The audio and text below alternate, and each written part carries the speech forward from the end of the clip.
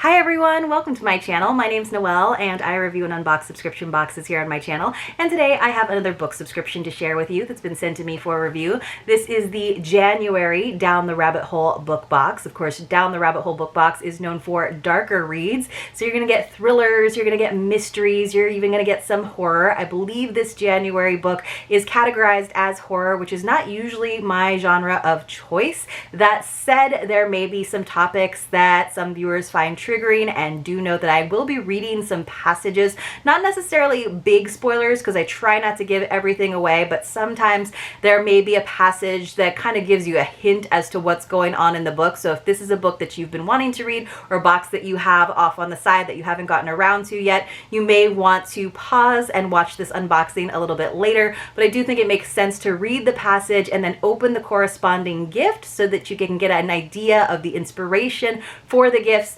Luckily, the gifts themselves are not as dark as the actual novels. They're just sort of fun ways to encourage you to read a little bit further and kind of odd reminders of the book that you just read. So I actually really liked the gifts this time around, even though they weren't necessarily like the highest quality or value. They were very cute, and I know it sounds weird to say they were cute, but you'll see why. They were cute and they were definitely good to go along with this novel. Now, this book subscription is $49.99 per month. That does include domestic shipping. I do have a code for you. It's Noelle15. That will save you 15%. As always, all that information will be there for you down in the description box below. But let's talk about the actual book, and like I said, I will read those passages.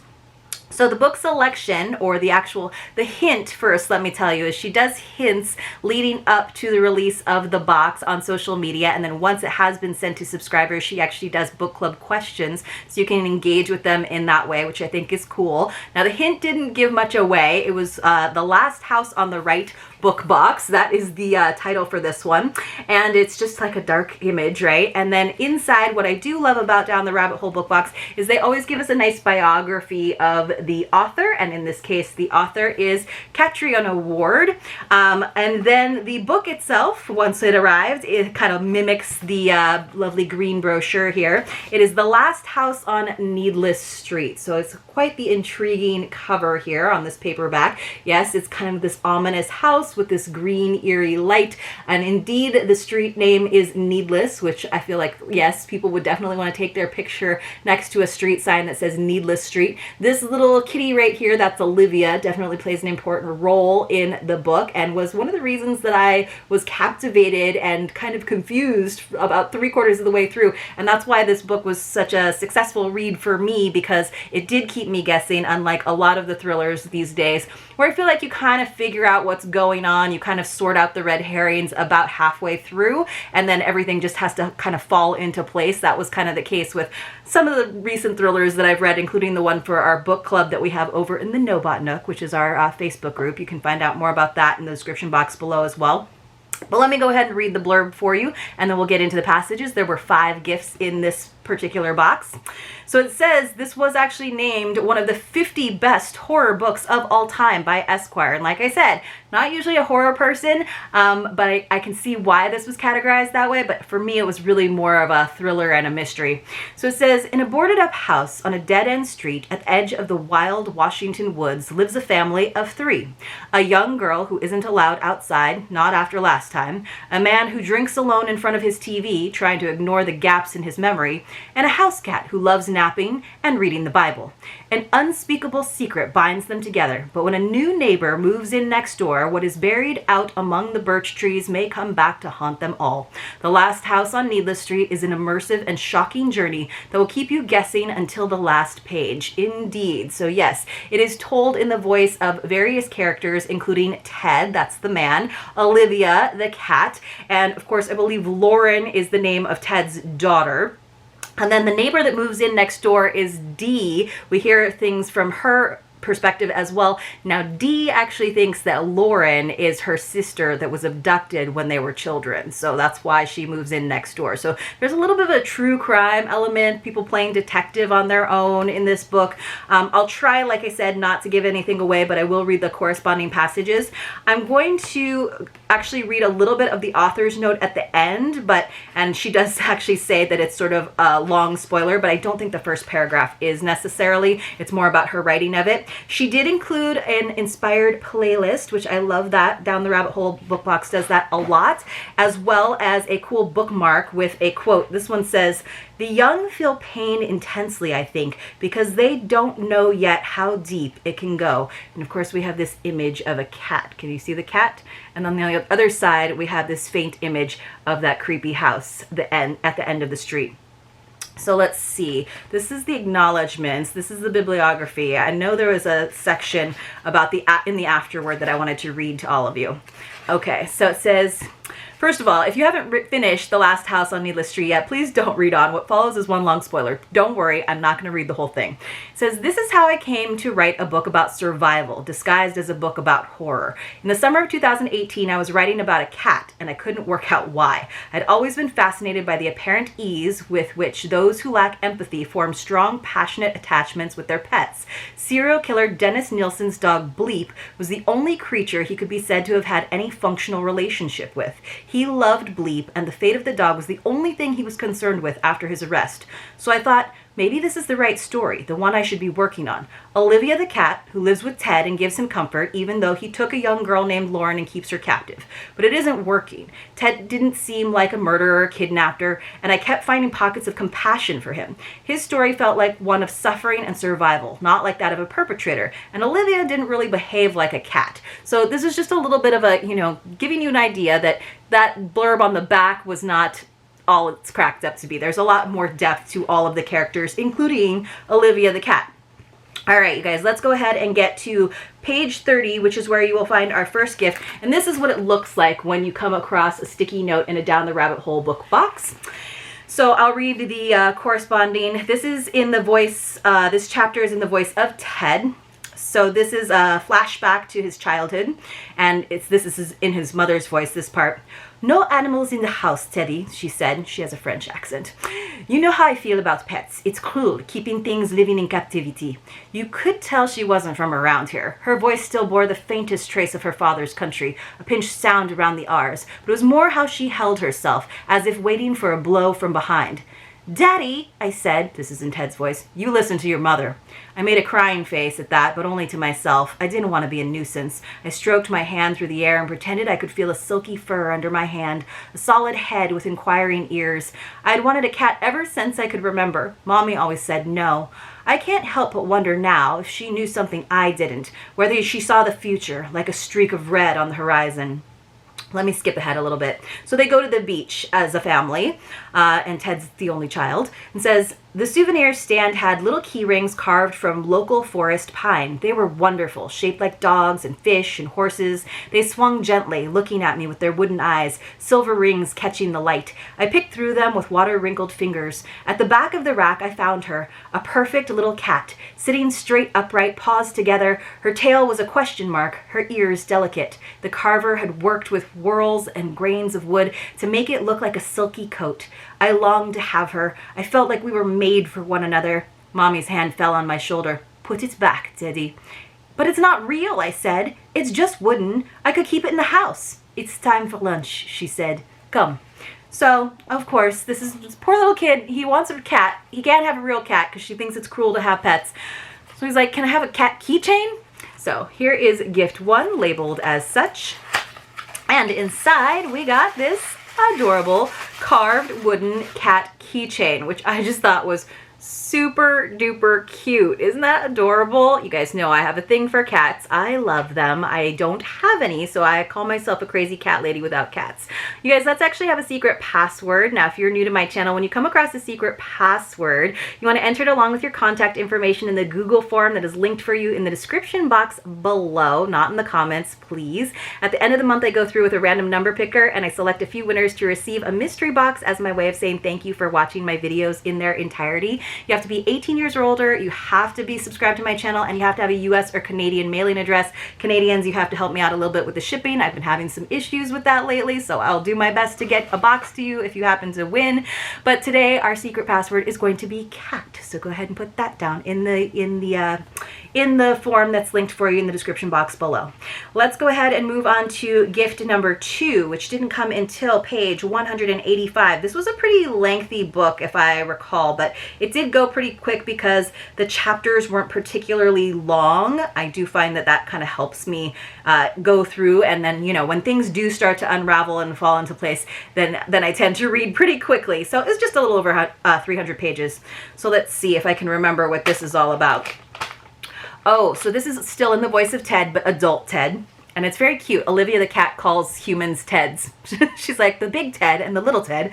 It says, so Lauren is the girl that lives in his house, and we have to guess, is this actually his daughter, or is it someone that he abducted long ago, and it's Dee's sister? So it says, Lauren cried and showed me the holes in her socks. She had outgrown all her clothes, and she hated the stuff I chose for her. What dad can refuse his daughter clothes? So even though I knew it was a mistake, I said yes. I picked an older mall, one slightly further out of town, and we went on a Monday afternoon in the hope that it wouldn't be too crowded.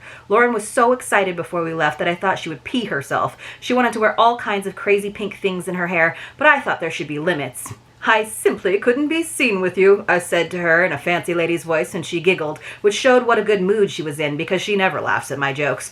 I wore a baseball cap, sunglasses, and regular clothes in neutral colors. I knew that this shopping trip was a risk, and I was anxious that we should attract as little attention as possible. All right, so gift number 2. Let's see, where's gift number 2? I have it somewhere. Here it is. Gift number 2 also came in a little box.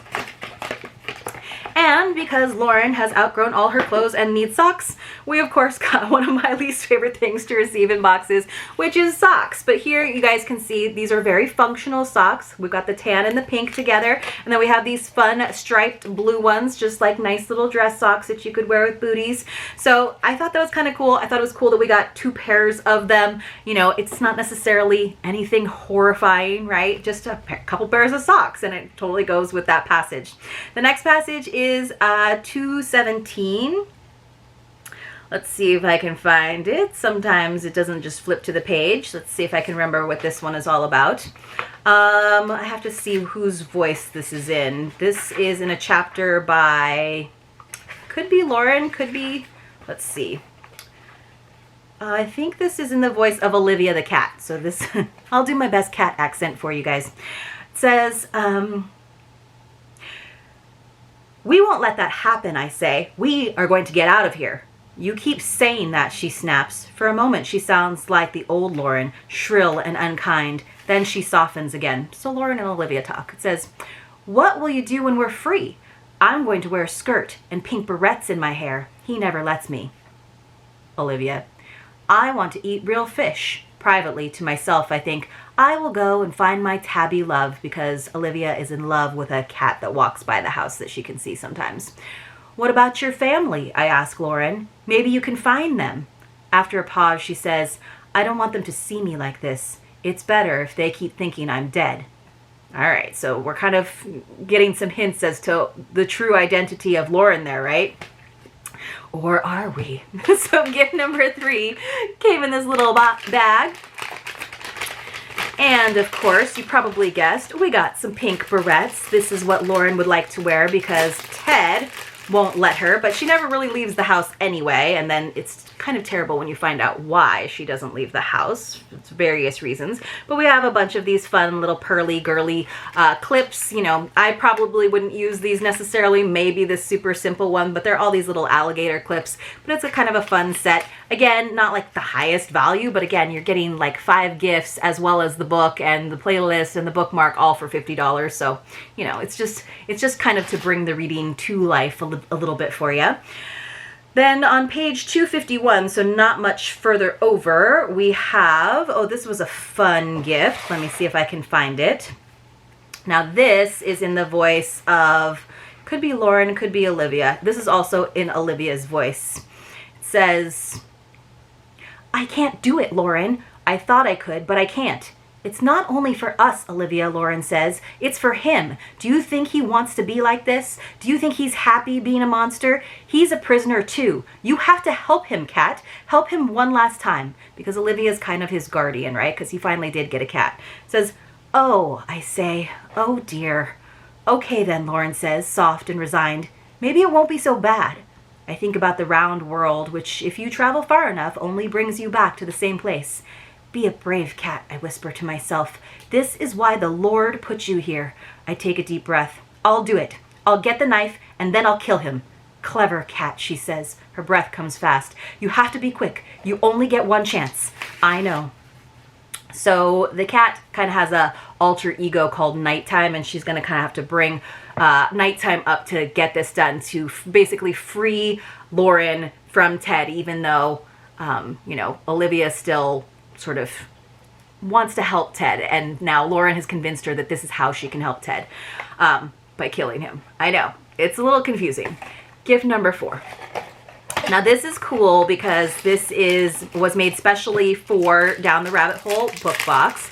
And, having exclusive enamel pins is kind of like a bookish thing. Like, there's a lot of pins out there. I've gotten really cool pins from a lot of different book boxes. So here is our exclusive The House on Needless Street inspired pin.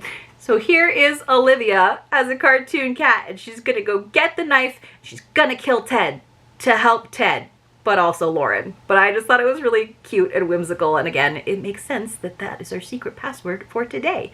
All right, so I thought it was cute. It actually has 2 posts because it's a pretty hefty pin. But stuff like this is always fun. It's always fun to get exclusive items that were made just for a box. And then finally, on page 328, which is the last page of the book, so it's not like a super close correlation. It's just sort of the, we get to finally have one last gift before we close out. And this doesn't give anything away either, but yes, by this point in the book, you figure out what has happened, where Lauren actually came from, and you figure out, do we trust Ted? Do we not trust Ted? So it says, this is also in the voice of adult Ted, who makes all kinds of weird recipes throughout. Like, he likes to combine strange flavors because he doesn't really have like a sense of taste. Let's see. So here we go, and it's very ominous because he's using a knife to cut these strawberries, and it's kind of, red and a knife, and you're like a little bit worried because he's used the knife for other things. So it says, I used to saw the strawberries into quarters with a blunt knife because there was nothing sharp in the house. But now I keep a set of chef knives in a block on the counter. This is called trust, I say as I slice. Some of us have a lot to learn about it. See my point? I guess this is what Lauren calls a dad joke. The blade reflects the red flesh of the fruit as it slides through. The scent is sweet and earthy. I feel some of them stir with pleasure within. Can you smell that? I have to be careful with the knife near my fingers. I don't give my pain to the others anymore. So we slice the strawberries as thin as we can and pour over balsamic vinegar. It should be the kind that is old and thick, like syrup. Now we take 3 leaves from the basil plant that grows in the pot on the window ledge. We slice these into narrow ribbons and breathe the scent. Now add the basil to the strawberries and balsamic vinegar. It is a recipe, but sometimes it sounds like a spell. We let it sit for a few minutes so the flavors can mingle. We use this time to think, or watch the sky, or just be ourselves. When I feel it's ready, I say, I'm putting the strawberry, basil, and balsamic mixture on a slice of bread. The bread smells brown and nutty. I grind black pepper over. It's time to go outside. And he's like saying all of this aloud to himself, so it's very like theatrical, very performative. The sky and trees are flooded with birds. The song flows and ebbs around us on the air. Lauren gives a little sigh as the sun warms our skin. Now, I say, we eat. So we have our final gift, which, I was kind of hoping for some balsamic and strawberries, which actually sounds good. This is a little bit of a deviation, but I think it's to do with like the sunlight and, the breath of fresh air. And it's all folded up in here. And we actually got a pillowcase, which we do get a lot of pillowcases from Down the Rabbit Hole book box. This is not actually a pillowcase. Excuse me, I forgot. This is actually a cute little tote, which is actually more appropriate for fall because it's got a black cat, it's got some toadstools, it's got some fall leaves. I actually prefer this as a tote versus being a pillowcase. I forgot. that. I don't know why. It's kind of the texture of some of the pillowcases that we've gotten. So it just has this webbing as the strap, which is nice.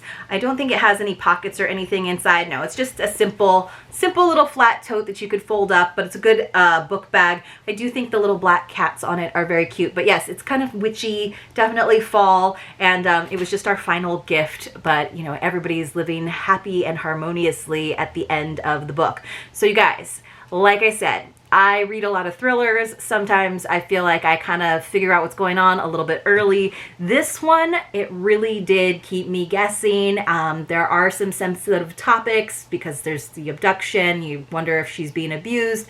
But it was a good book. Like, it was the way it was laid out, the way we have all these different narrators. I really enjoyed it. So if you're looking for something that keeps you guessing and that intrigues, if you want to try to get into a little bit more horror, but like horror light like me, this might be a good option for you. You guys, if you have any other questions, please enter them in the comments below. If you got to this point and you missed it, there was a secret password in this video, so go back and find it. I hope you enjoyed, and I hope to see you all very, very soon in my next unboxing. And if you have a chance, please do give this a thumbs up if you haven't already.